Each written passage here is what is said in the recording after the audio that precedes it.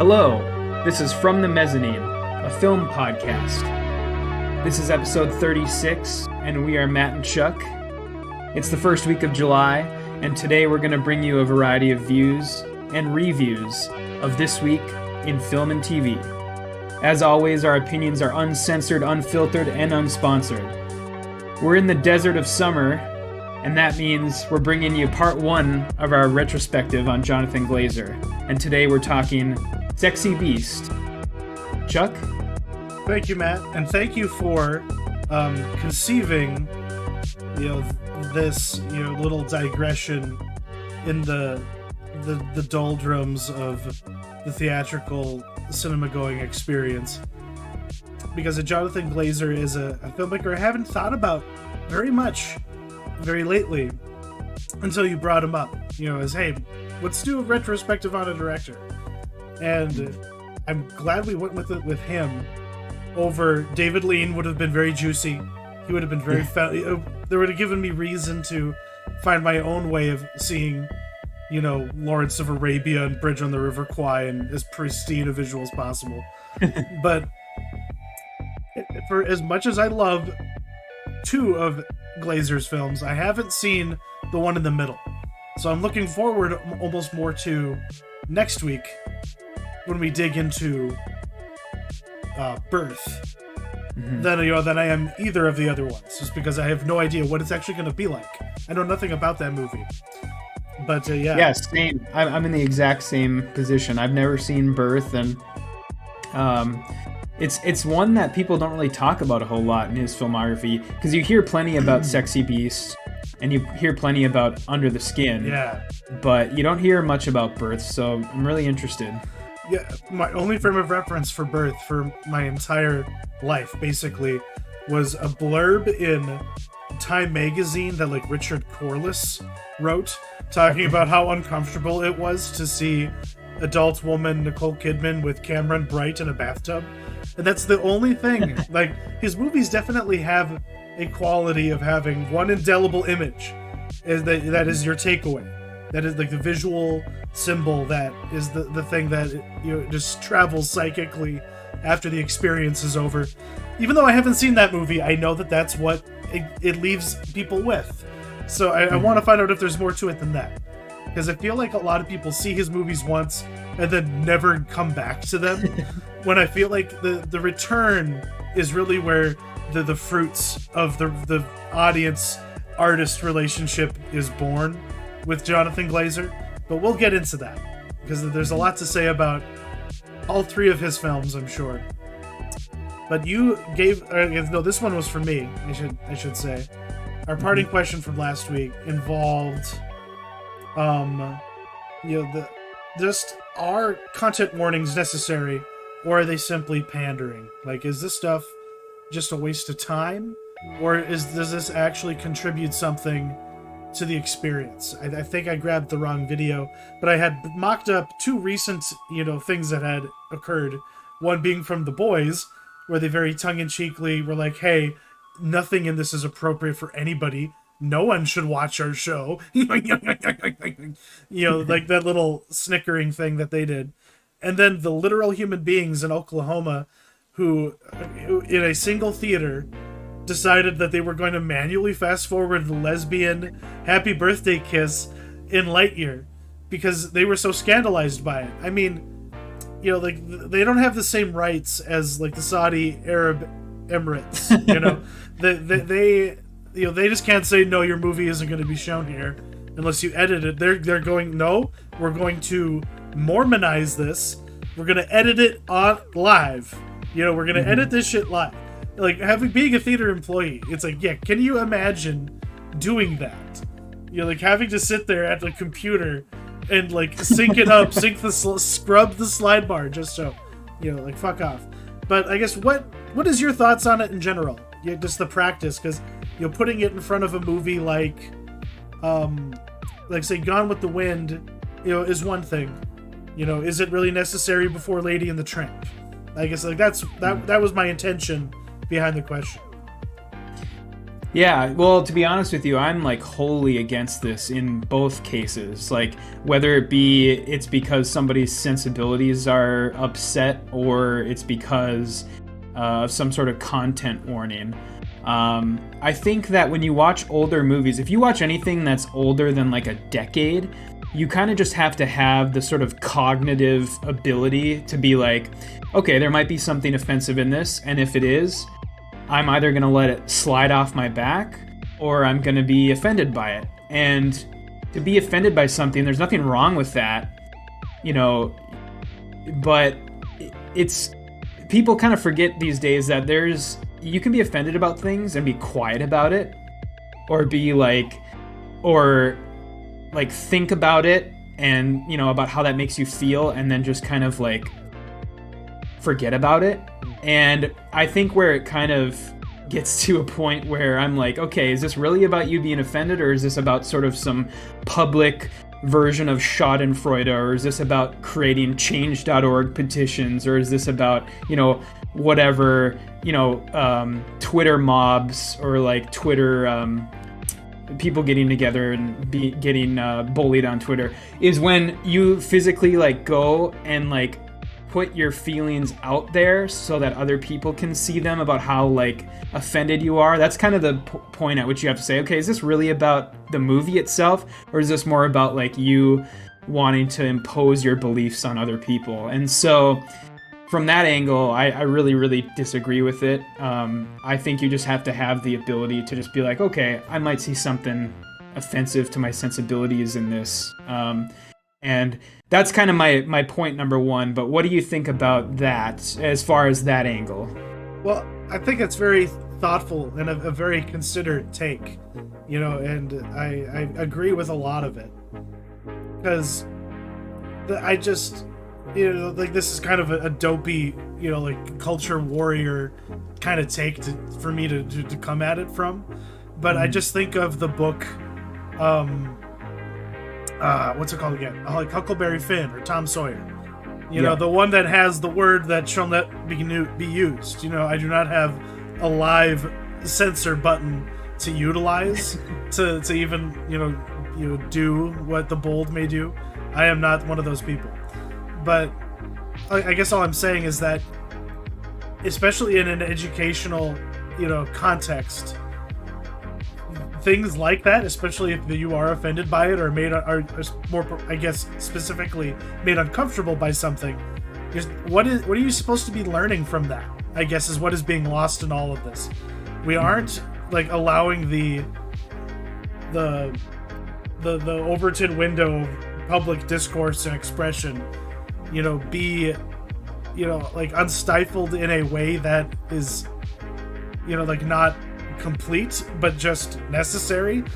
Like they're pushing things too far to a limit to look back on something like I can understand being more particular about going in what audiences are thinking when they watch something like Birth of a Nation, for example. Like, it's hard for me to really get my dander up too much. But when I can't fucking watch Lady and the Tramp without being scolded for enjoying great North Dakota, like legend Peggy Lee's great lyric works on that Siamese Cat song. That song is the only reason I think about that fucking movie.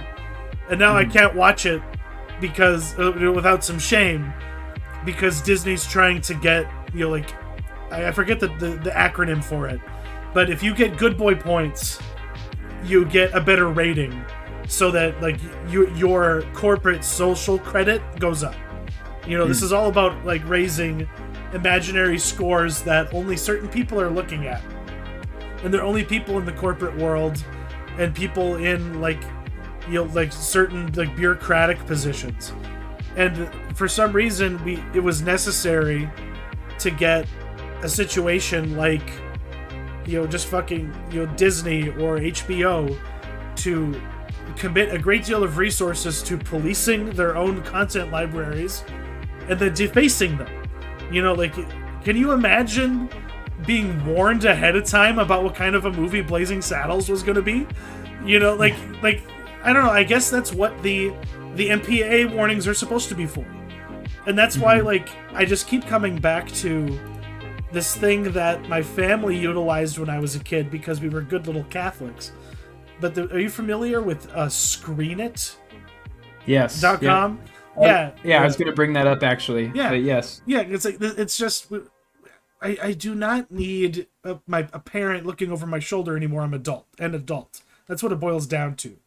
You know, I could understand putting some context warnings if you have like a child's account, but if you're dealing with a fully fledged adult who's gone through presumably education and some higher education, especially all these hoity-toity, really academically excelled individuals, why are we worrying about what they are watching and making sure they understand it? Surely they understand it.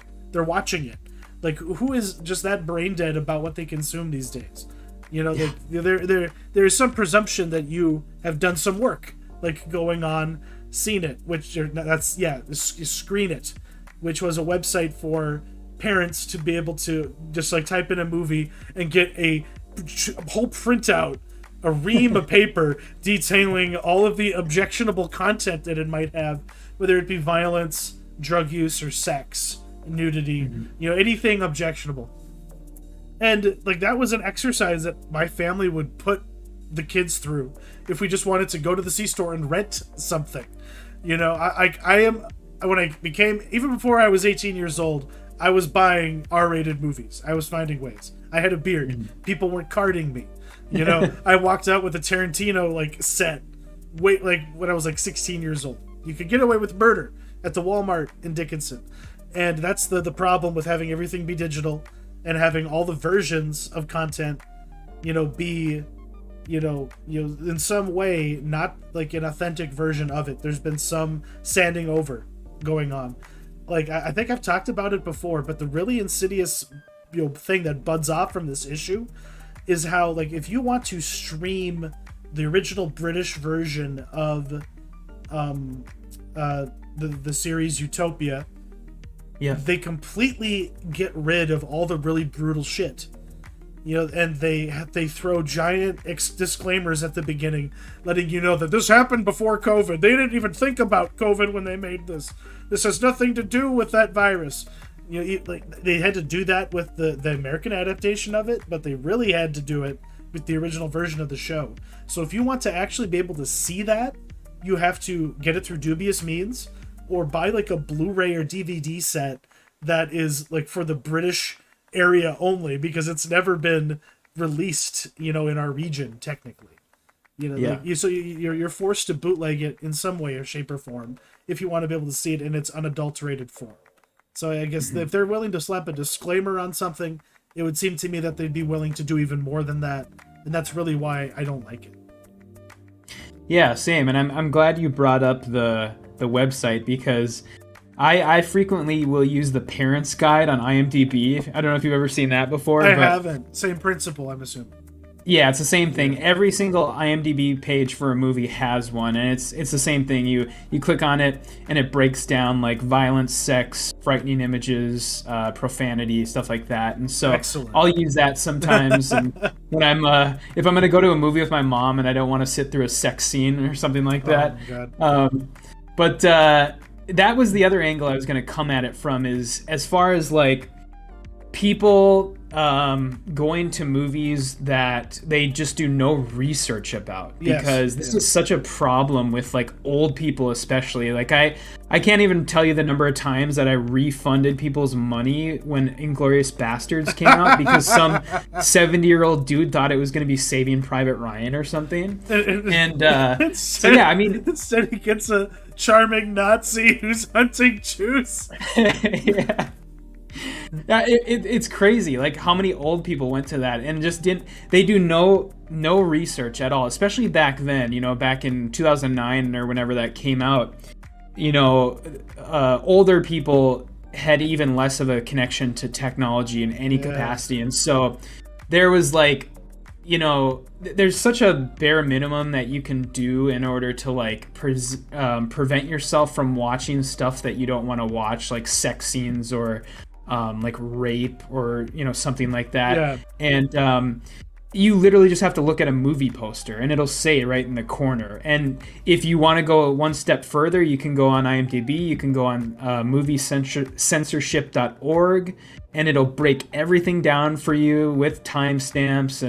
And so there's just like no reason to complain about it anymore in this day and age, because the fact of the matter is not every movie, not every TV show needs to be made for every person. It's okay that there's like certain things for certain people. And I guess to give an example, I would say like Euphoria, like for me, because I've been told so many times from people like, oh, this is so well shot. This is such a good looking show. And like, it's like so stylish. And it's just a show I'm never going to watch because I'm not interested in watching like 25-year-olds cosplaying as high schoolers and doing drugs and having sex and stuff. And it's just not something I'm interested in. And it's like, as far as a TV show, I think that's like one of the most harmful things that like a actual 16-year-old could probably watch that's out there right now.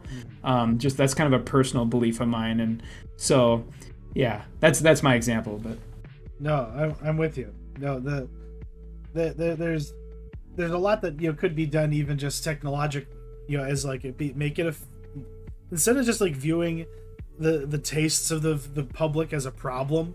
I think they just need to realize that their technology is the problem here. Like, this is where the failing kind of is coming from, because if they are so concerned about people like objecting to something that's on their servers, then really what they need to do is just put even more guardrails up, but put that in the hands of the user.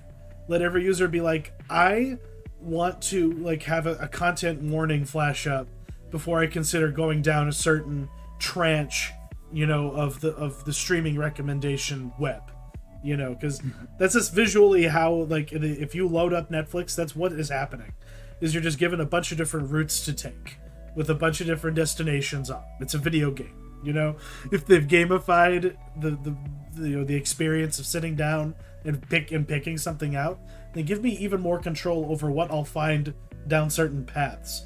Like, let it become known to me. Like, okay, yeah, the office is tucked away right here, right by the entrance, but the nook and cranny, the door that really shows me weird shit sometimes, I'll go in here, but it's not where guests will see it. Like, I don't want people accidentally turning on my Netflix and seeing all the weird Euro trash I've been watching lately. There's got to be a way to kind of silo this stuff.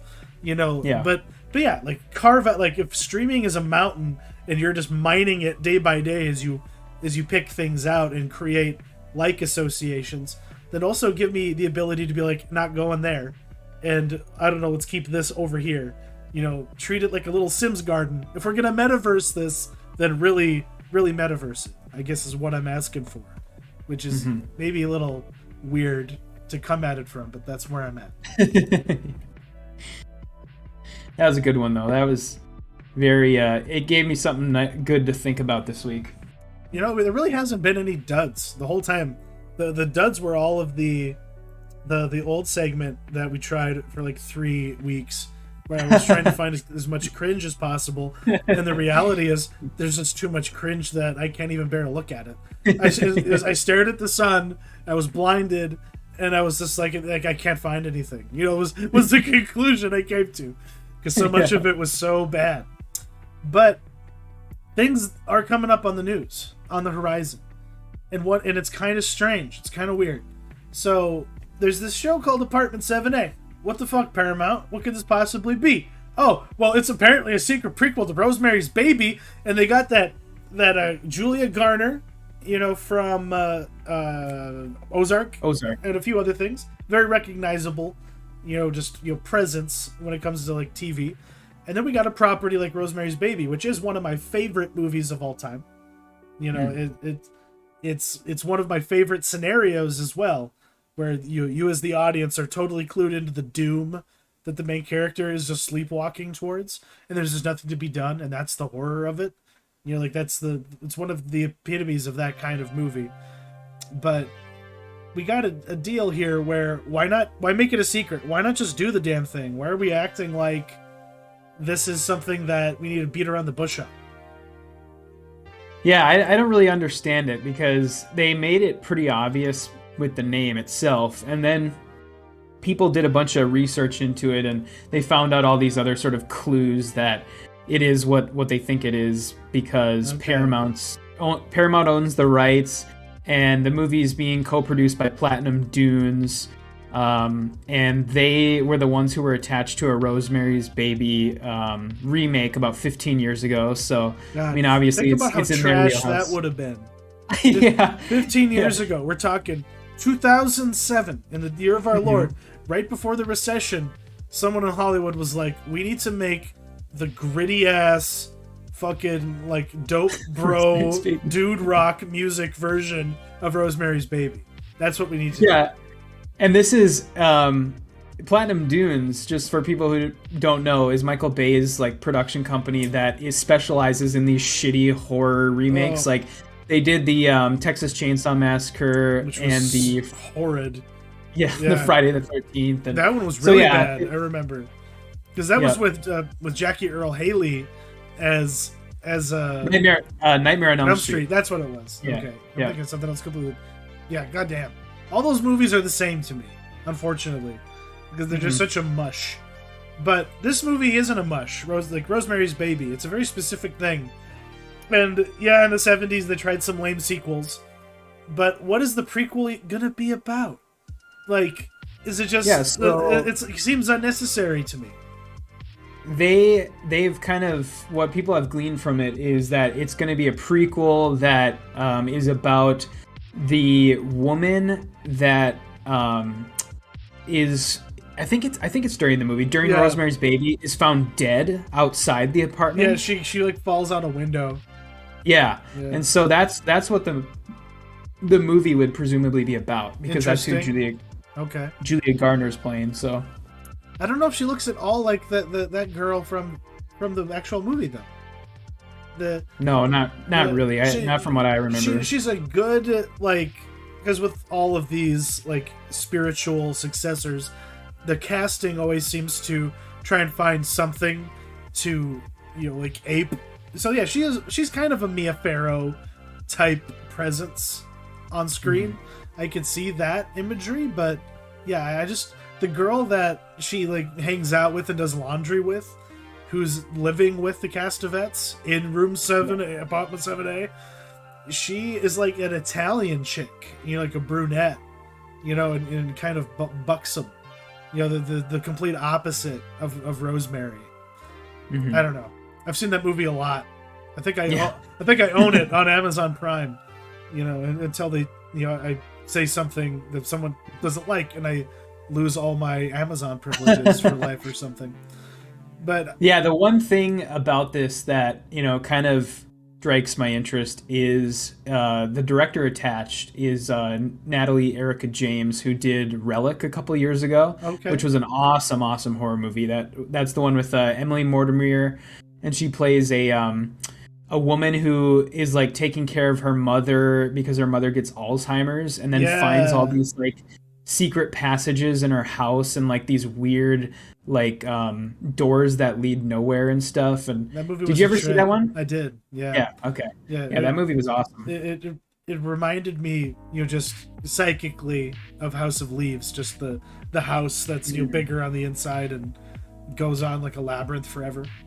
Yeah, I was down for that movie, so I could see this being really cool.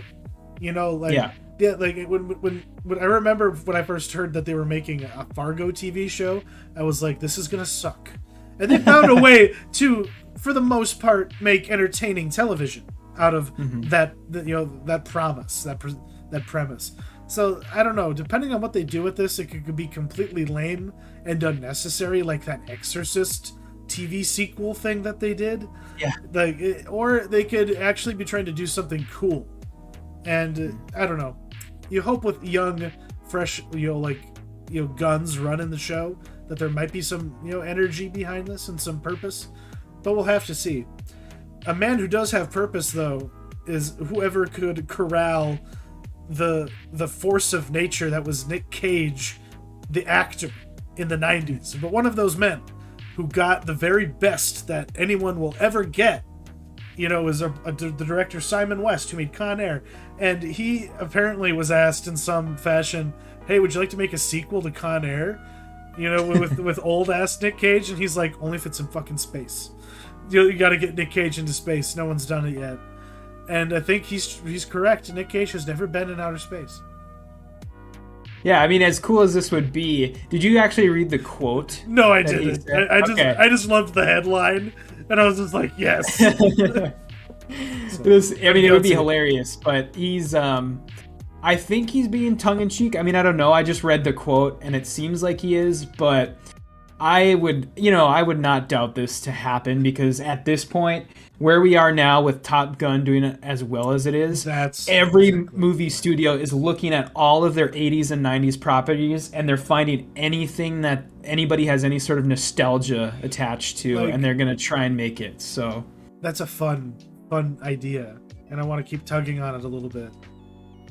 How close are we, do you think, to having the Schwarzenegger son that was in the Staircase? Patrick? Yeah. How close are we to having Patrick just do a fuck ton of growth hormone and roids and just getting fucking yoked, and then being given the Terminator, being the bad guy in a new Terminator movie, launching a new franchise with a young, virile new Schwarzenegger?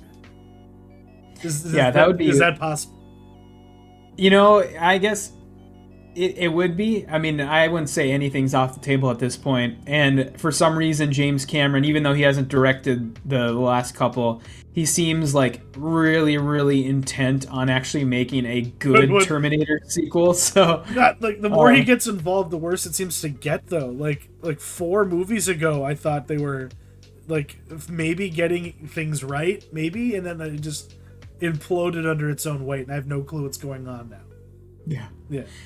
Yeah, but I could totally see that. I mean, every studio at this point is looking at their IP folder and just rifling through it, looking for stuff that they can turn into the next. And now so am I. I'm like, are we going to get a new Commando movie? Are we going to get Action Hero? Last Action? Are we going to get are we going to get a new Judge Dredd movie, for fucking out loud? You know, can we get a sequel to Dredd before? That'd be awesome. What if our boy, you know, shook off the stink of Men, and Alex Garland actually directed and wrote as like his finale film? What if he did a Dredd sequel? That could be pretty cool.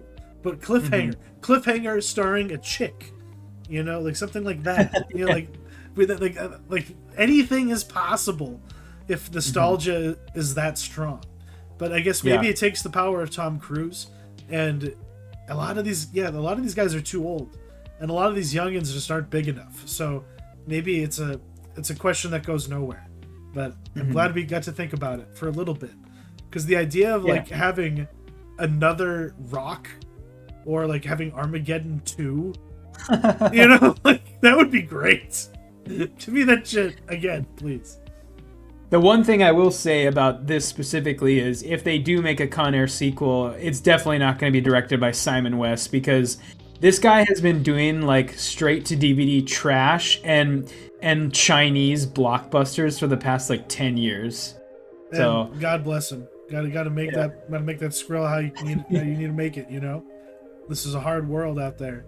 Sometimes you got to direct Wolf Warrior 2. You know. But then you kind of make your deal with the devil when you do that, you know. Like the influence of China is everywhere, man.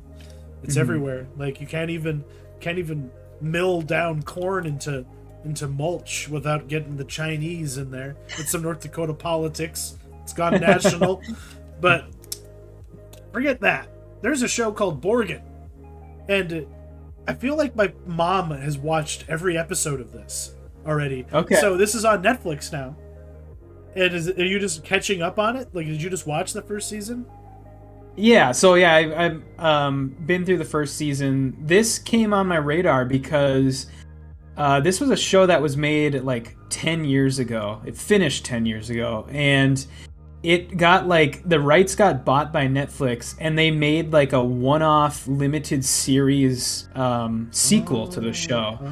And so that just dropped on Netflix a couple months ago, and so that's kind of where it came on my radar. And then also, it's very highly regarded, and the way the show was pitched to me was basically it's Danish West Wing. Fuck yeah. Okay. Yeah. And so, yeah, I got through the first season, and I really, really like this. It's really good. It's very well written. It's basically about this politician, this woman politician who finds herself as the prime minister because the 7 political parties in Denmark basically they can't all agree on who to make the next prime minister, and so she kind of gets hoisted into the role because she's like the most agreeable person between the 7 political parties of Denmark, and she's like should be.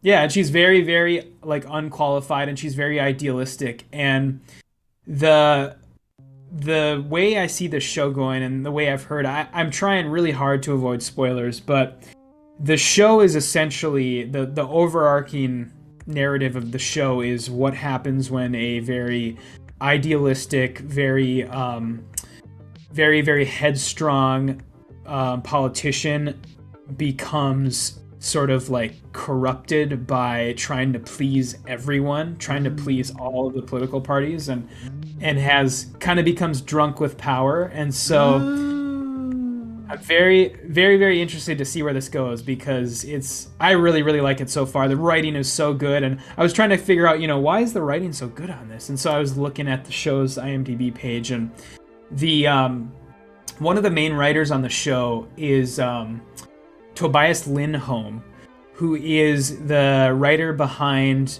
the movies The Hunt and Another Round. Yeah. And so that guy's some Kino shit right there. Yeah. That's some pedigree, and so he wrote on the show. It was one of his like first projects as a writer, and interesting. And okay. Yeah, very, very, very excited to see where it goes, and I'll probably touch on it again once I get through it, but it's very, very good. I've seen a few episodes here and there, but I never gave it a dedicated watch. It was just like what my mom would put on after supper. It was sure. They had like 6 different shows that they would watch until something got too offensive or objectionable, and then they'd move on. But I tried to watch what I would consider to be a boomer show, a dad show, because I'm basically a boomer dad at this point in my life. And I tried to watch The Old Man, and let me tell you, it's I don't know. I really don't have much to say about it. The coolest thing about it is these dogs, these fucking mastiffs that are just chonky, and they just walk around and they murder people at the behest of this old cranky ass guy. That if I'm going to sum this show up, it's what if they tried to, because yet again Metal Gear Solid comes up, but what if they tried to take the character of Big Boss, but then try and sell him to the crowd that used to love watching The West Wing. So it's The Bourne Identity by way of Aaron Sorkin, starring the oldest man ever, in Jeff Bridges, who's playing this guy that was riding horses, in the Afghan Kush, helping out our Mujahideen freedom-loving friends, and then him butting heads with this character that is played by John Lithgow as an old man. And so that's kind of the situation. It's The Bourne Identity starring a geriatric who has these two murderous dogs with him, and it's their journey through the night trying to get away from this kill team that's trying to liquidate him for reasons that are unclear. It's one of those stories. And he has a daughter that he talks to on burner phones, and I don't know if we ever see her, but it's one of it's a COVID creative choice where you never see anybody on the other end of a phone. You just see characters talking into phones, and then they put it in their pocket and they move on. So it's kind of dull for because there is some attempt at being really fucking badass. The kills are pretty brutal, but yeah, I fell asleep 3 times trying to watch this show, but I tried. Goddamn it, I tried. Is this is there like action scenes? Like, Yeah, kind of. is Yeah. Jeff Bridges doing action? Because what I think of when I think of this is that really badly choreographed action scene from The Irishman when Robert De Niro throws that guy out on the street. It's not that bad. Okay. It does have Liam Neeson energy, so where it's really obvious when the stuntman is involved.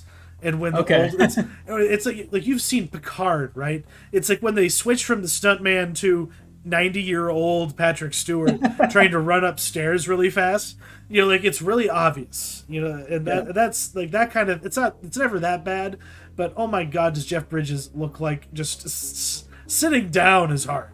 Just existing is pain for this man, and it's written on his face. And every single time the camera's on it, and that's why. He's going through it. He's making the big bucks. This is just like a Tom Clancy character. Just running around. He knows too much. He knows too much about the program that we had in Afghanistan. The world can't know what he knows, so we have to kill him. It's just one of those movies. One of those stories. Yeah. But he's got these two fucking dogs that will just pop up whenever they're the Deus Ex Machina. It's like, oh shit, this fight is going south. Oh, thank God, that man got his throat ripped out by one of the dogs. Jeff Bridges is fine. It's their get out of anything card. Is just to have these dogs just be like, okay, we're here now. We have to fuck up. And that's what they're there for. Okay, so I guess the big question then is, do you think you're going to keep watching or no? No. Okay. Barring hearing some sort of praise from someone who has seen it. That's what I mean. It's one of those shows where I'm like throwing it way on the backest of burners. If it pops up on my like, hey, you should pick this back up queue, I might try it again, but not really here for it. But I do recommend it to anybody who wants to fall asleep.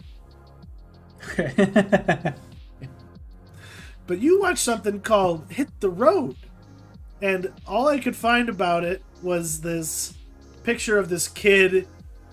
I didn't have a lot of time to look any deeper. I'm sure there's a trailer, but her just like standing up, screaming, through like a whatever those things are, sunroof, having a good time, living the dream. What is this movie? Is this one of those foreign films that you've been trying to watch? Yes, it is. This is from.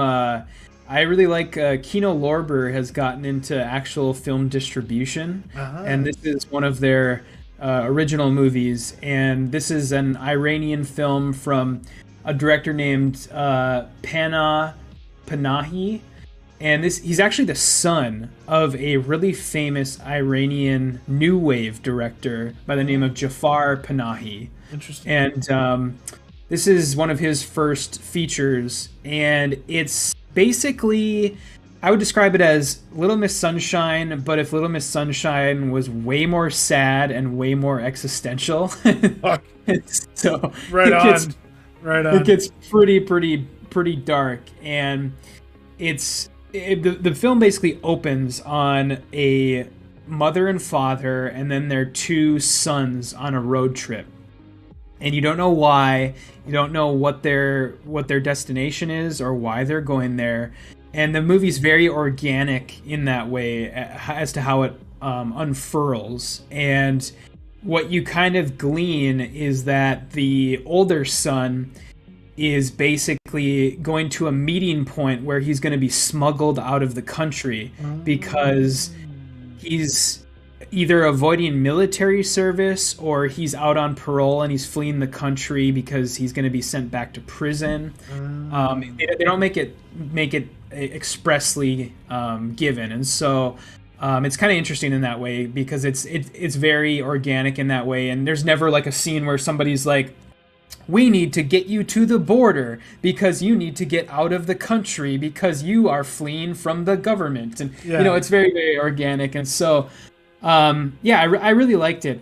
It's comedic in parts. There's like a part where they hit a cyclist while they're driving, and then they pull him into their car and like are begging him not to call the police, and he's just like wanting to call the police. And And so there's funny parts like that, and then there's like really, really like dark moments where they're talking about, basically how they had to sell their house in order to raise the funds to pay this smuggler.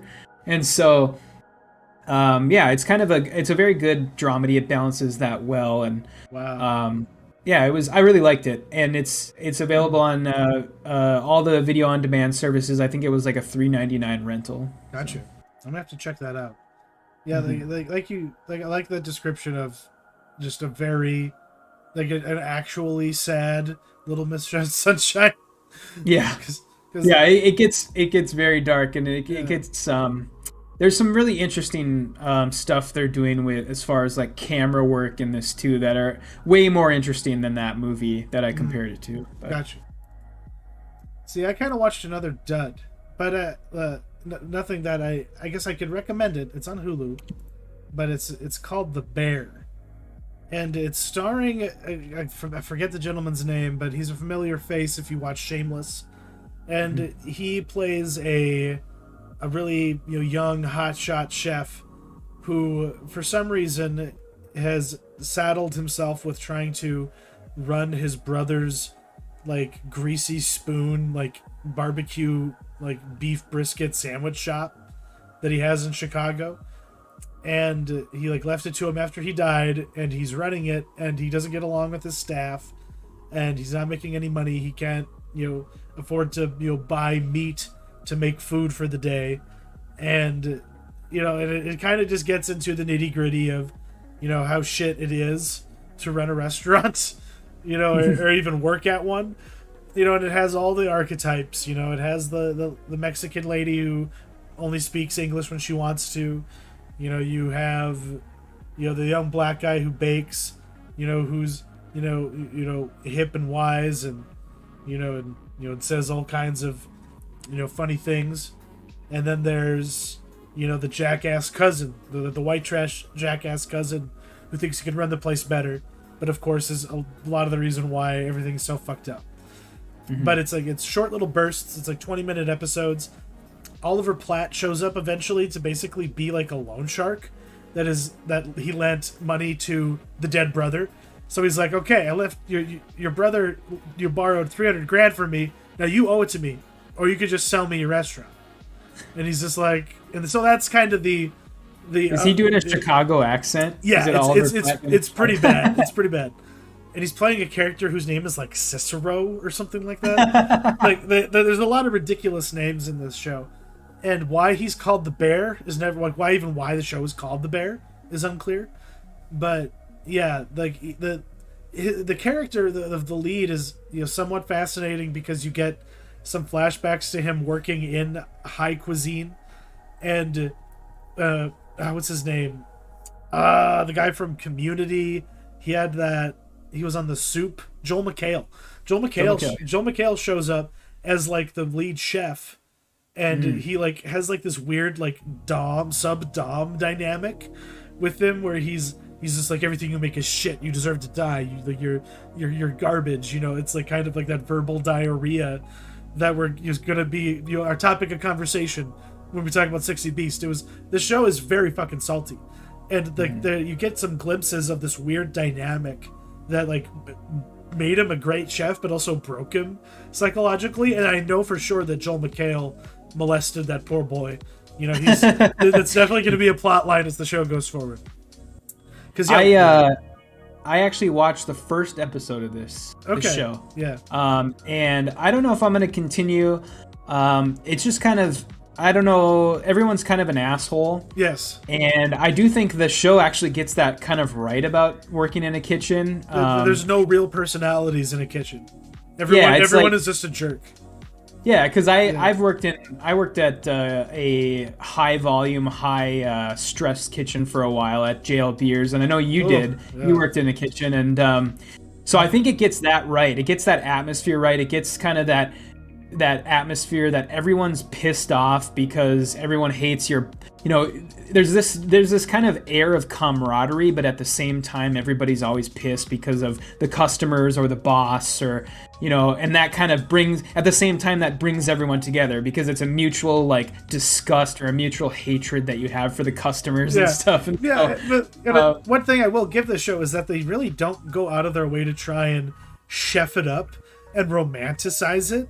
Like they just like to its credit, as it goes on, they do really make it home that you could put all this fucking effort in the world into making something beautiful and it won't fucking matter because it's all just trash at the end of the day anyway.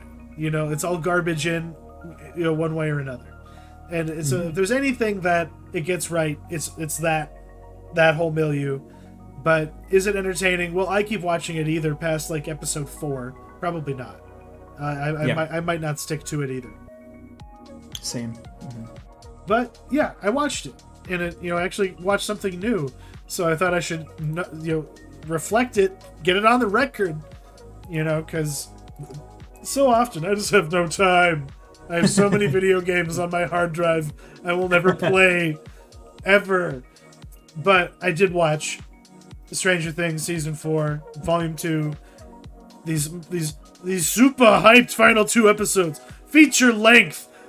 They were. I'm just gonna say this. I'm gonna say it in a word, and then you tell me in a word.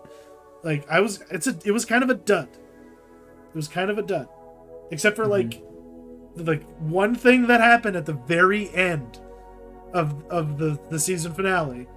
But everything else leading up to that moment was a complete and utter dud, and I felt like I wasted a lot of my time. But your spit take. Yeah, I guess in one word I would say overindulgent. That would be my word, because this is, I mean, at the same time, if you've seen any season finale of Stranger Things, you've seen this season finale, because it does the exact same thing that every season finale of the show does. And I'm sure that when we get back to episode 1 of the 5th season, everything's going to be back to the status quo, and then they're going to build that season up, and then there's a huge finale. And it's just every single one of these finales is the same, and this one's no different other than its ridiculous length. But I guess like they pull a sort of Blofeld in the Daniel Craig era of James Bond with this, where they're like, it was me, James. I was all your pain, like if they do that with fucking Vecna, and it's so dumb, where he's like responsible for everything in the entire show because they need to have a big bad for the 5th season. But he's a lame big bad. Like, and I guess like that's kind of what I was saying when we initially talked about the first episode dump. But making it like whatever malevolence is in the Upside Down be just some smarmy little psychic boy who is bad guy number 4 in Twilight. Who gives a fuck? I don't care how they dress him up. Like, that is a lot of wasted like makeup and like time spent getting that look, because it looks cool. But it does look good. But what is it the service of? And it's in the service of a mustache twirling villain that is able to transcend time and space and your dreams and your yada yada. Like it's everything everywhere all at once. But without the coherence. Which is bizarre. I don't know how that's possible, but I feel like that's a fair critique. And another thing that I think this was guilty of was just assuming that everyone who fucking watches this show is as emotional about it as like their Facebook fans are.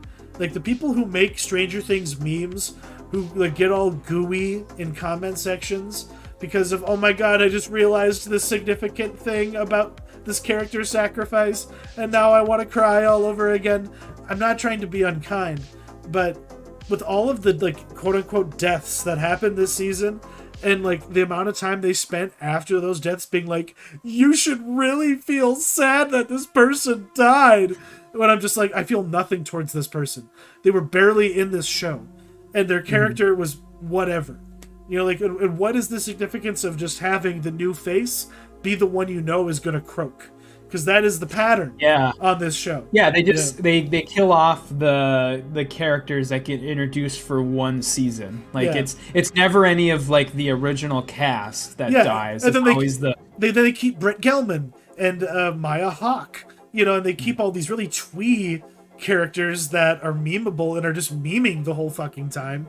And they fucking kill off the cute cheerleader, and they kill off the awesome metaled out, D&D god who fucking shreds Master of Puppets before he literally wields a spear to fight off night goths. Are you kidding me? Like, there's great imagery, don't get me wrong, but like you say, overindulgent, but to what end? It goes nowhere. Like, and maybe that's the fault of the one thing I liked about this was that they tried to give themselves a Infinity War style downer ending by like literally having Hawkins destroyed, like ripped open with the gates of hell spewing forth. And honestly, if they're gonna do anything to make the last season worthwhile, it's to bring on the apocalypse, baby. They might as well just do it and go full John Carpenter with this last season that they have up there. Because I would have been disappointed if this had been the final run. I would have felt cheated. This was lame. What it all built up to, unnecessary. But they had a lot of moving parts. They had characters in fucking Russia, and they're like all thinking like, oh, 3-dimensionally, but if they're fighting in the upside down, whatever. I don't want to think about it. Yeah, I don't want to think about it that hard. That was the other thing I was going to bring up about the finale that I didn't really like was the sort of splitting off the characters into different groups, because you can't get everyone to film together on one location. You can't fit everyone's schedule in the same time period. So they, in the finale, they had like, I think it was 5 different groups of people in different locations. And it was so exhausting because they would spend literally in this 2.5-hour finale like 30 seconds at a time with each group, and then they cut to another group, and then they cut to another group, and then they cut to another group, and it felt like nothing was ever happening because you spent so little time with each one of these groups of people, and nothing ever like happened each time they did it. So it was very exhausting, and it was very, I hope for the 5th season they get everyone back together, throw enough money at David Harbour and everyone else that they can actually get them all to work on the same fucking day, Oh shit, right? Because it got it became a little much. And I really got fucking sick of that stupid fucking Kate Bush song. It is like it just became too much. That song is not that fucking good. It'd be like if they had layered throughout all of season 1, if they had that New Order song, Elegia, just woven into like the entire season. Like, if that, I would have preferred that. But like, this just became too much, especially by the end when it's like, how many times have we seen the same routine? Even like across the first 7 episodes, even in just these final 2 episodes, of just someone like, ooh, now I'm gonna like trip through time and be in Vecna's lair, and oh no, now he's got me in my mind palace. Like, it got way too fucking Stephen King-y, and it just got to be a little too cute. And I just wasn't that sad, or at least I wasn't as sad as the characters on screen. And then it made me just want to make fun of them, and I didn't used to feel that way about these kids. I remember where I was. I watched the first season of Stranger Things on my bed on a phone in a single like afternoon because it blew my fucking mind. Like, I watched that first episode and I was like, what the fuck is this? And I was hooked. But the hook is gone. I am holding the hook in my hand, and I could put it back in, but I think I'm just gonna throw it. I think I'm gonna get rid of Netflix for a year and see how I like life. Because we're a Ghost Adventures house now. That's all that we watch in our spare time. So I don't need Netflix. I can cut the cord, because if this is the quality, if this is the best you're going to give me, Netflix, I'm not sure that it's worth $20 a month. Yeah.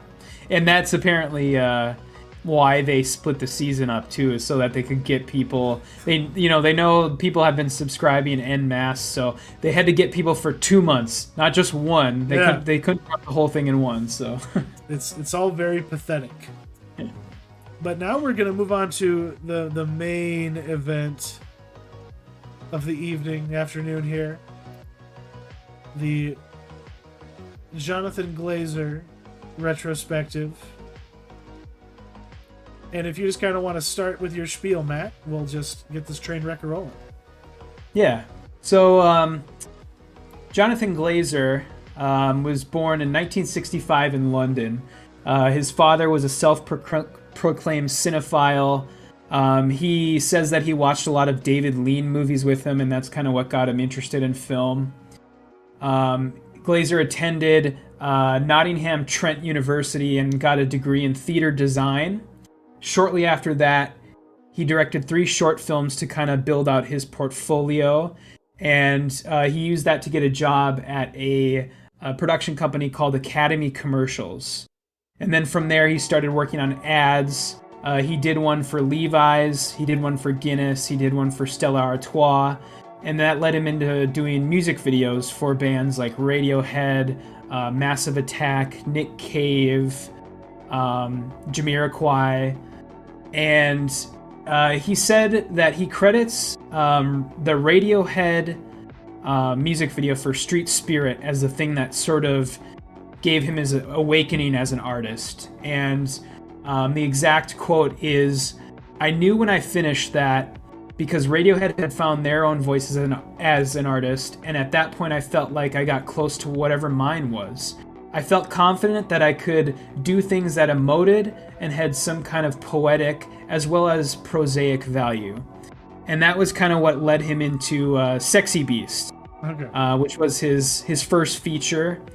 And I guess before we get into the actual movie, I wanted to ask you, and I wanted to answer myself, kind of why we chose Jonathan Glazer.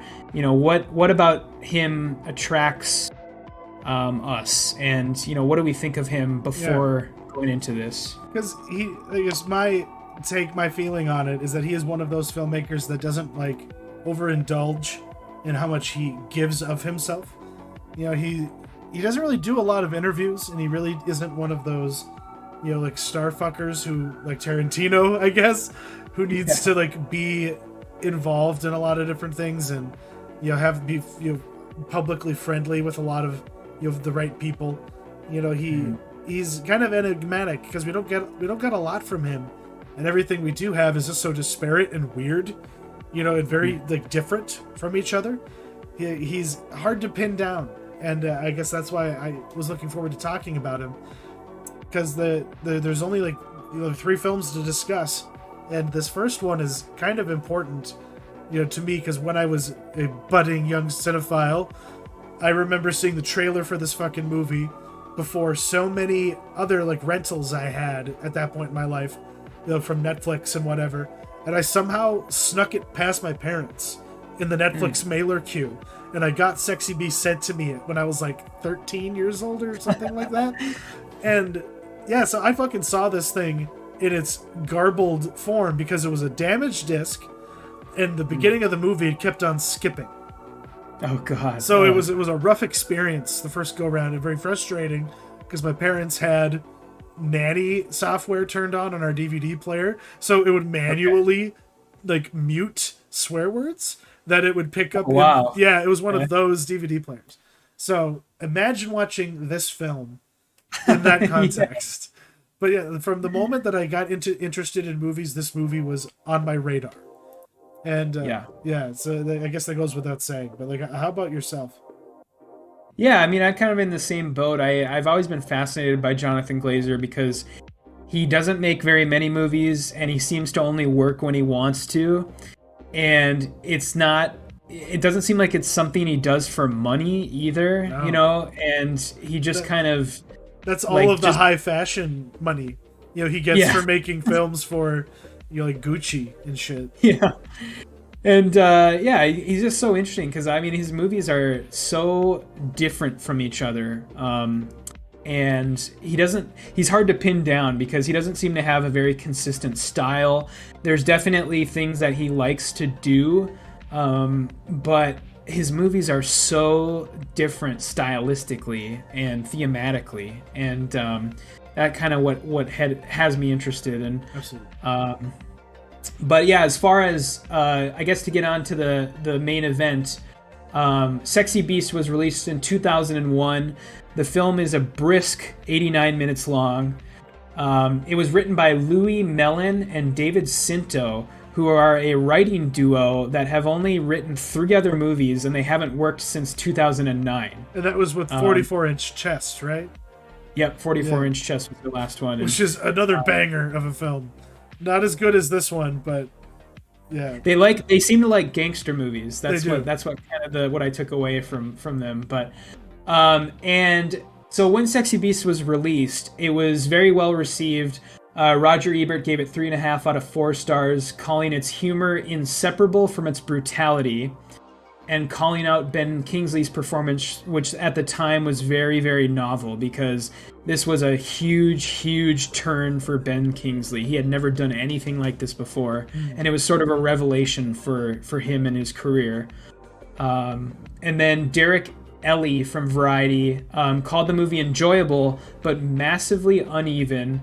It relies heavily on its cast, and its accents could provide problems for those in North America. Oh god, it's brutal. It is like, yes. You need subtitles, like unless you got the ear, and you can just decipher all the weird accents they're throwing at you. Because like even the posh people are hard to understand in this fucking movie. It could get pretty rough sometimes. It was, especially with Ray Winstone and his, I can't remember his name. H, is that his? Yeah, it's how the letter H is said is how his name is like pronounced. H. Yeah, that weird guy.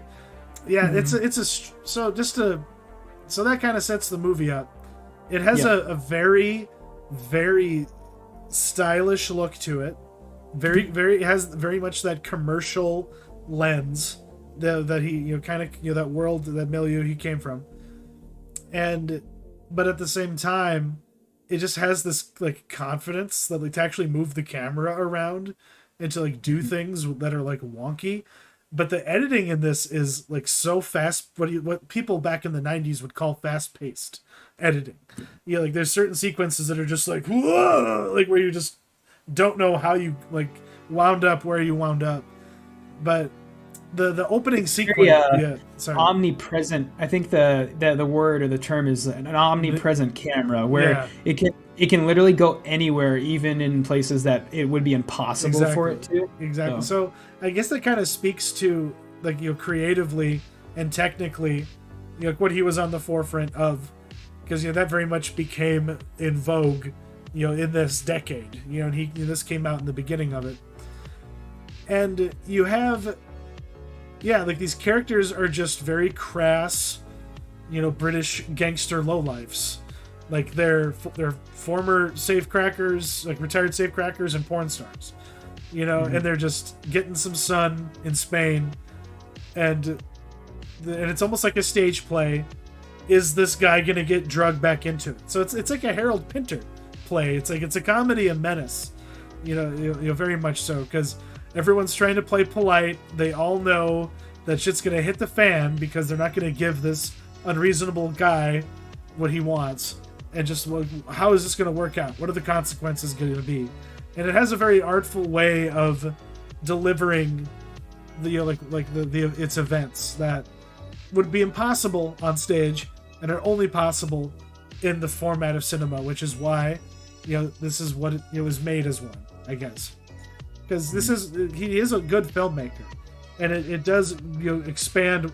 It does a lot with a little. It expands on what is very bare bones. There's not a lot to work with. They waste time having the characters like shoot rabbits in the desert for like 5 minutes. And this is already a short movie. There's a lot of strange space given over to like a lot of surreal imagery that we've kind of flashed on screen. But yeah, I guess should we just briefly just focus in on the dialogue. This is one of the most infamous screenplays ever written. How many swears are documented to have occurred in this? If we looked this up on the Parents Guide on IMDb, what would its stats be?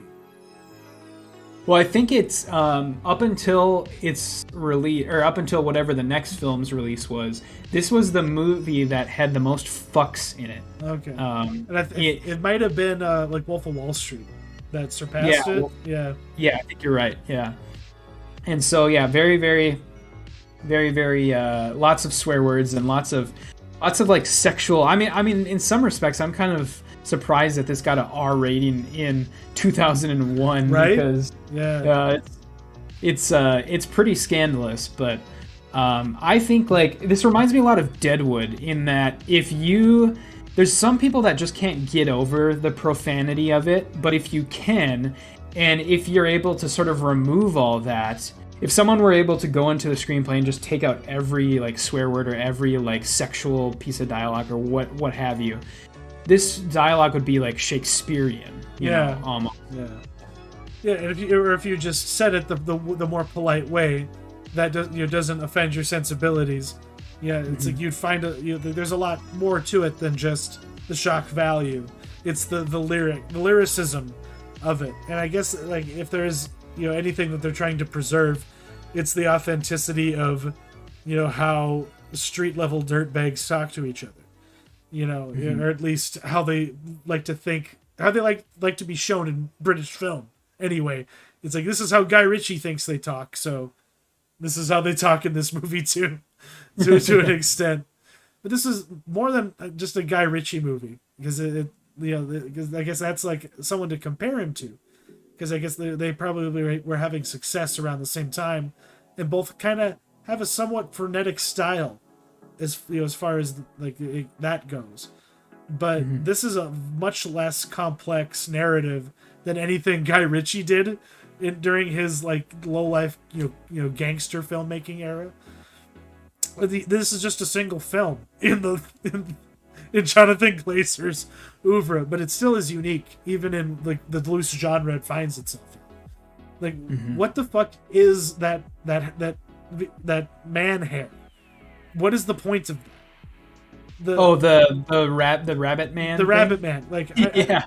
I watched the original version of Donnie Darko the other day, and it was so and then right after I had watched this, and I was like, oh shit, those movies like were coming out at like the same time, but I'm pretty sure Sexy Beast got out first. I think Donnie Darko was 2004. I want to say. Was it that long? Okay. I think it was, yeah. I thought it came out around the same time as like 9/11. Or like 9/11 delayed its release or something. You might be right on that. I guess I'm not too familiar with. But either way, Sexy Beast has a very realistic humanoid hair. And he has like guns. Okay, you're right. It is 2001. You're right. Okay, but yeah, so same time, in the psychosphere of the subconscious creativity, the creative mind of all mankind that we all tap into. They both, was it David Kelly? Was that not David Kelly? Yep. Yeah. No, Brian Kelly. Richard Kelly. Yeah, we'll get his name right. Richard Kelly, Jonathan Glazer, or whoever wrote this screenplay, because I don't know if it's in the screenplay. I think it was just something that weird commercial director Jonathan Glazer was like, let's just have a man hair show up a couple times. Because there's a lot of weird like dream sequences that happen in this too. It's kind of like the Big Lebowski of British gangster films. Yeah, I guess as far as the man rabbit thing is concerned, I took it to sort of represent either his fear of returning to his old life or just death in general, because he keeps seeing it as sort of like as an omen. As he's contemplating returning to the old life. And then, at the end there, the like literal last shot of the movie, when he has his voiceover, and then the camera goes under the pool to where the dead Don Logan is. Yeah, Don Logan is, and the rabbit's like beating the shit out of his coffin. So I guess I took that to mean that he had sort of Gal had buried that fear. Okay. He had literally buried the fear. He had buried the anxiety. His old life. Yeah, the anxiety. So he can just enjoy retirement in his pool with his little Spanish pool boy and his son. Because I guess we kind of skipped over it, but the beginning of this film is this beautiful. It's like one of the finest sequences in all of cinema, where you just see Ray Winstone in a gold Speedo, just getting some sun, yelling at at things at his pool boy. Well, like, what is the song that's playing in the background there? Yeah, it's a song called "Peaches" by the Stranglers. Oh my god! So you got that song playing, and he's got his gold Speedo, and he like puts ice on his dick at one point, or something to keep it cool. And and then a boulder just comes rolling down the hill and almost squishes him and lands in his pool. And that's how that's what kicks off the whole like weekend of terror, as he gets roped into a job being organized by Ian McShane, who bring up Deadwood. Like I always remembered being really taken with his character in this and wanting more from that character, because he was just so like sinister and like but at the same time badass, but like he's the kind of guy who will take it up the ass if it means being able to get in on a score, because you get to see this really gross, uncomfortable rich British person orgy, and he just is there and rubs elbows with an actor who is in Utopia, is in Clear and Present Danger, a lot of different shit like that. Okay. Like he's just one of those guys. I forget his name, but he's like a guy who runs a bank, and then because Ian McShane lets this guy, have his way with his asshole, he gets to get a tour of the safe deposit box room, and he realizes, oh, so this like this fuck bath that we spend our time at is right next to your bank and all of the jewels and money in it. What can I do here? And it's just such a funny caper on its own. Like they don't really explain even what Ray Winstone's, what Gal's role in this is supposed to be, but like when you see what the actual heist is, it's hilarious. It's like almost like a Keystone Cops, but with old doughy British gangsters. It's really absurd, almost. Oh yeah, it is. It definitely is absurd, because it's like, I mean, from the outset, you're thinking like, why? Okay, so why didn't they drain the pool before they started digging? Or like, why? Well, I mean, I guess it pays off, because that whole sequence is awesome when they get into the actual safe and everything's like floating in the water, and the guy opens the ashes and stuff. And, yeah. Oh god. But yeah, that's so funny, because it is very absurd, because it's just like, it's ridiculous their plan and how sort of like badly thought out it is, and how they just didn't think it through, basically. I think the whole point of the water was to short out security cameras. I think. Oh, okay. I can see that. That might be like the thought, but yeah, it's like they destroyed so much. Well, so many bills and like stocks were ruined by that chlorinated pool water. It was kind of ridiculous, but they were just looking to fence the diamonds and like jewels, I think. But yeah, that last little confrontation with was it like Bass? Is that Ian McShane's character's name? Like Donnie Bass or something like that?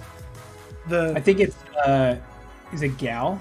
I think his name's Gal. Well, that's what Ray Winstone's character's name is. But Ian McShane. I'm sorry. Who's name? Ian McShane. Oh, Ian McShane. Yeah, Bass. Yep. Bass. Because even when the heist is going on, the question is, where the fuck is Don? You're the last guy to see him. Where the fuck is he? Like, what's the problem here? That's what I mean. Like, it's one of those. It's a comedy of menace. It's just trying to maintain a pretense, and trying to avoid hostility, and it just absolutely blowing up in your face. But I guess if people have seen this movie, they will kind of know that it kind of works out for everybody in the end, presumably. But there have been rumblings that there's going to be like a sequel or prequel TV show. What do you know about that? Not a whole lot. No, I looked into it a little bit when I had seen that you had put it on our doc, but yeah, I don't know a whole lot about it. And where the fuck would they even go with it?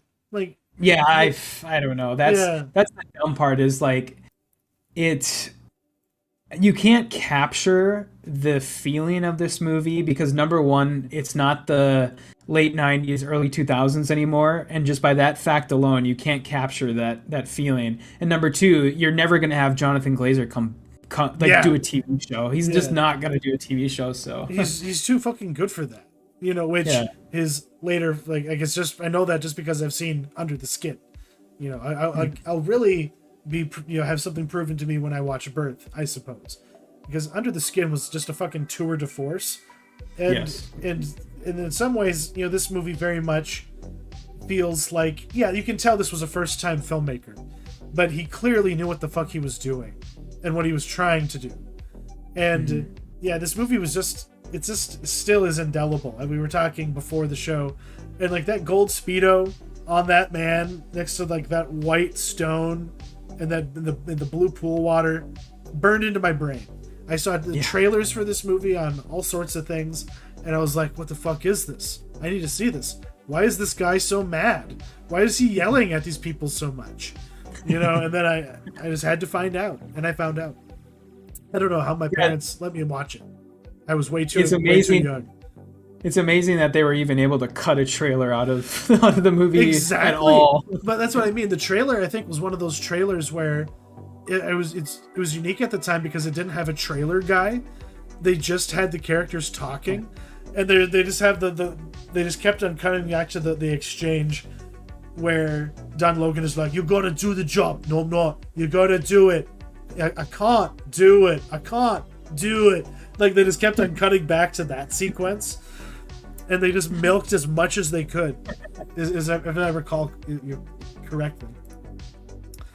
Yeah, I guess I wanted to talk to kind of go more in depth on specific subjects. Yeah, we got to talk about Ben Kingsley. I mean, just the performance, because I'm not somebody who really holds. I mean, Ben Kingsley is fine, but I'm not really somebody who holds him in that high of regard. But this performance is just like nuts, like absolutely. Like, he apparently based this in part on his mom. I don't know if you've heard about that. I haven't. But yeah, and so it's just like, oh god, it's got to be one of the best performances ever. And you, at no point during this movie do I watch it and see Ben Kingsley playing a character. He is so dialed into this character that it's just him. It's just the character, and he makes everything so like even like just simple dialogue. He makes it compelling. Like, there's the scene when he comes back from the airport back to like the beach house or the Spain house, and there's literally a scene where he just goes, no fucking way, no fucking way, no fucking way, and he just like says stuff over and over, and it's the way that he says it, the way he gets it out, everything is just so amazing. And yeah, I don't know, what do you have anything to say about him specifically? Like that, this performance has more energy than anything he's done before or since it. He is totally embodying that character in a way that isn't hokey. Like, he is just like, his presence is just always activated. The aura is always on, and he is a menace. And he is a tiny little man, but every single other actor on set with him, they are just so fucking tensed up and afraid. I don't know, they're all doing a good job too. So like the whole ensemble does a good job of making his performance work, because just how subtle their behavior gets whenever he's in the room, whenever his name is invoked. He is just a fucking terror. And yeah, those trailers I was talking about, they highlighted all of his best moments. Like the scene with the cigarette on the plane. If you watch those trailers, you would think the sexy beast was him. You don't even really, like, Ray Winstone's barely in those trailers. This movie was sold on Ben Kingsley's performance, and for good reason. because it makes this whole movie something transcendent, having him a part of it. And anything else you wanted to highlight specifically as far as like editing or cinematography? I guess, well, the only other thing is, going back to kind of how we're talking about, what are the sort of trademarks of Jonathan Glazer? Like what is a through line between all of his movies? And I guess to say for the record, neither of us have seen Birth, and we both have seen Under the Skin before, but of course we'll revisit that one too. But and the one thing I think we're gonna find is that Jonathan Glazer, he can't. He's very much rooted in music and music and image together, and I think we're gonna find that's kind of the case as we go through his movies, where he relies a lot on music, but not in a bad way. It only enhances his films, and his usage of music is very dramatic. Like he wants you to associate what he's showing you with what is going on in the soundtrack. He doesn't want the soundtrack to just disappear into the background. It's all tuned exactly right. Yeah. And it all flows and works together. And it delivers something that doesn't jar you out of the experience, whatever it is. As with most needle drops in films, they're usually just obnoxious. But in this instance, it's like he really wanted you to hear this version of Sway for some reason, like it's like, and it works, that is it, but it feels kind of like a commercial. The end of the movie feels like a commercial for why you should all become retired gangsters in Spain with ex-porn stars and just get lots of sun, because that's life, baby. That's the takeaway from Sexy Beast. It's like the retirement package for the safe cracker in your life. Anything else you wanted to say about our man Jonathan Glazer, his debut film?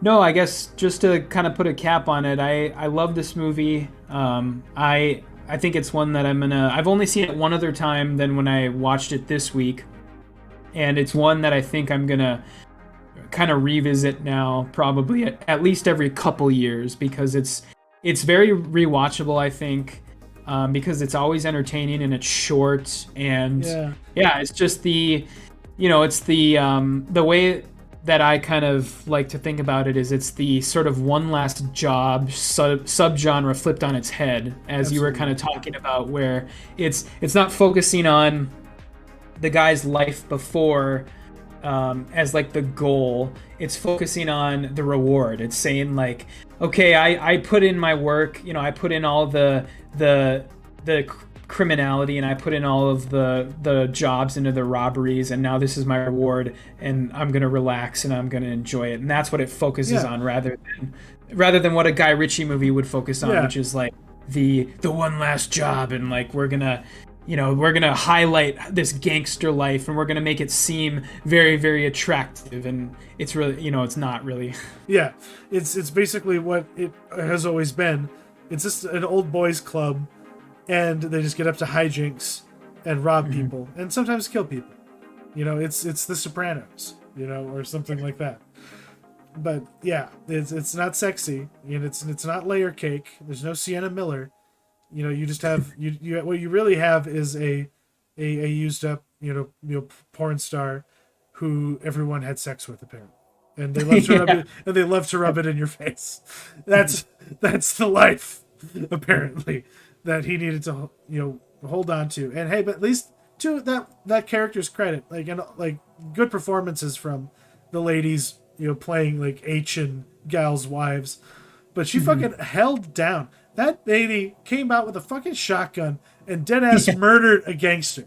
And that's the iconic shot right there. It's all because of her. That gal had to, man up and do the right thing. And I guess that's what this is. It's a movie about, ending your career with your old employers on good terms. That's what this as opposed to its yang opposite in A History of Violence, where you murder everybody and then like act like you died and go live in Indiana in secret under an assumed name. No, you hold it down, you do your job, and just play dumb. You know? Mm-hmm. Steal a couple earrings. We got a lot of tasty bits coming out next week, though. The most prominent of them being, of course, Thor: Love and Thunder. Is it going to be the dark horse hit? Is it going to finally be the movie to unseat, you know, what's it fucking called? Top Gun. Top Gun. That movie is all that anybody can think about for some reason. Even now, like that movie still is making money. Like the dinosaurs are depleted. You know, Doctor Strange demolished. All like Lightyear. Lightyear sucked. Apparently, massive failure. A loss of $150 million. That is a failure that usually would shutter a company, but like Disney's like, well, that's why we have 4 or 5 that make $1 billion, so we can have one that loses us 150. You know, it's like yada yada yada yada. But that's a conversation for a different day. I have some thoughts on what happened with Lightyear. Mm-hmm. But what the heck is Moonhaven? That was also on the list. This is a AMC Plus series that's from Peter Oko or Ocko. I don't know his last name, but he's the guy who was the creator of the show Lodge 49. That was a weird show. Yeah, a very, very underseen. That also is an AMC show, right? Yes, it was. Was it? Yeah. Yeah, and it was kind of an anthology show, but it was all set in the same hotel. Was that the deal behind it? Oh, I think you're okay. Lodge 49 was an AMC show. You're thinking of like Room 37 or something like that. Oh, okay. And that the HBO one. The HBO one. That's the anthology show. That every episode takes place in a hotel room. Okay. Yeah. So this is he did Lodge 49. Okay. And and that's a weird one. It's about like this loser who like lives. He's like homeless, and then he for some reason decides he wants to join a like esoteric brotherhood.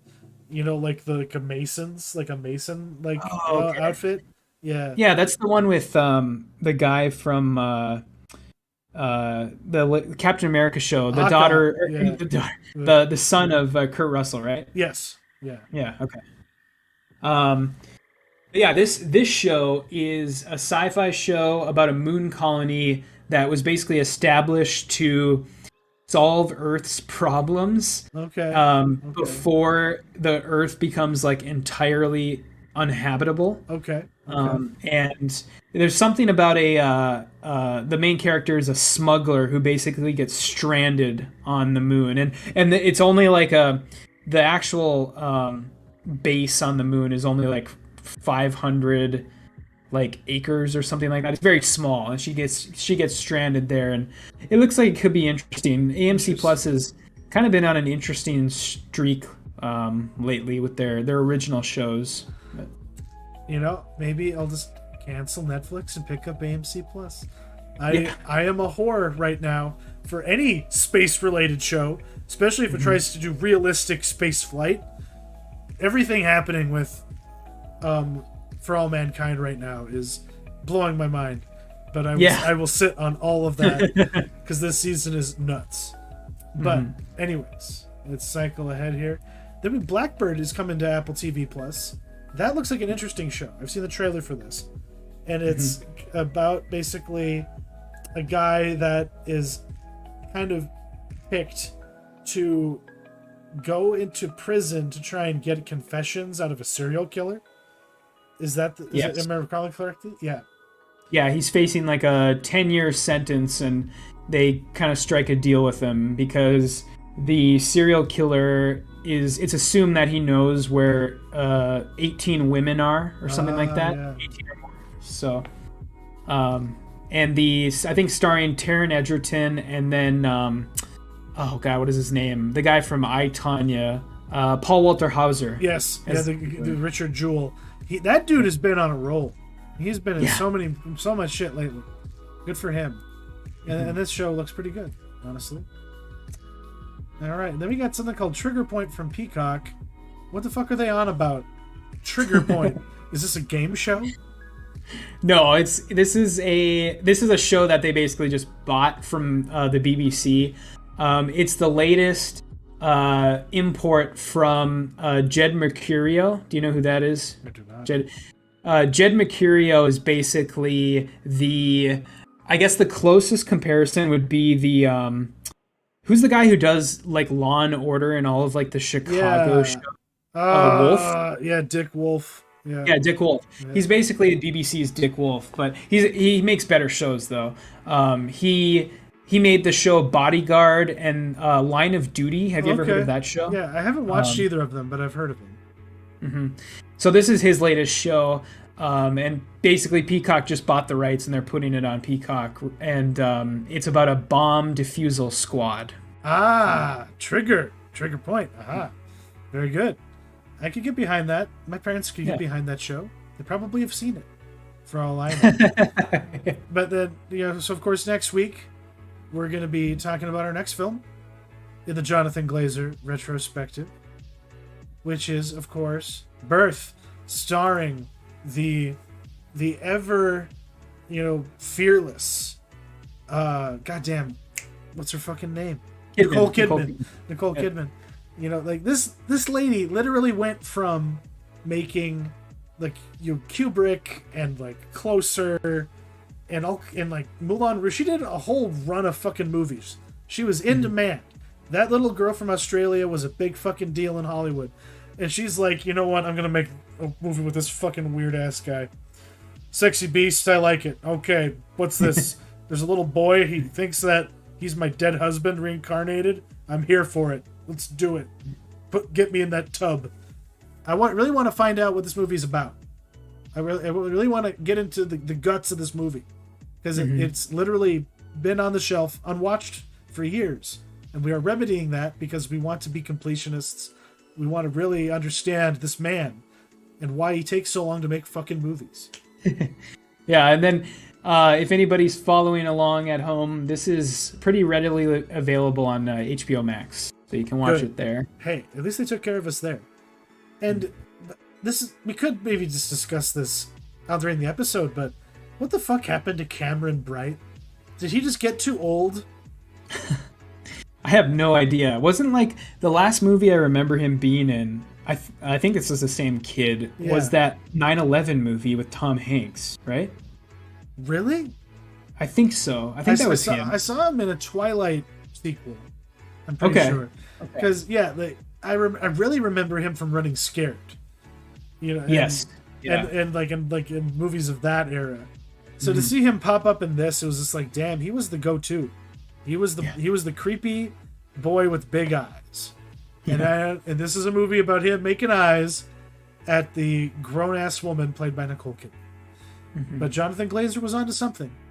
It obviously was personal to him. And I think we need to find interviews and be more scholarly to dissect this film correctly. So we both better do our homework. We do have another parting question. I didn't make a graphic for it, but why don't you take it away, Matt?